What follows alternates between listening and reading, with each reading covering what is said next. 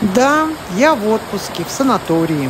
И природа решила мне устроить полный спецэффект. Дождь стеной, молнийка в кино, а в воскресенье еще и затмение.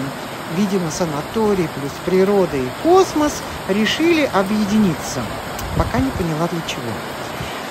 Пока за окном бушевала гроза, в фойе санатория отдыхающие австрийцы подвыпили и отплясывали под живую музыку. Им абсолютно было похрен на грозу.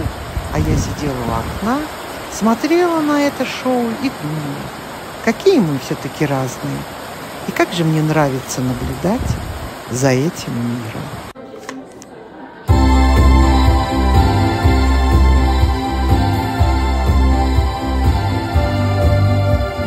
Diese eine Nacht.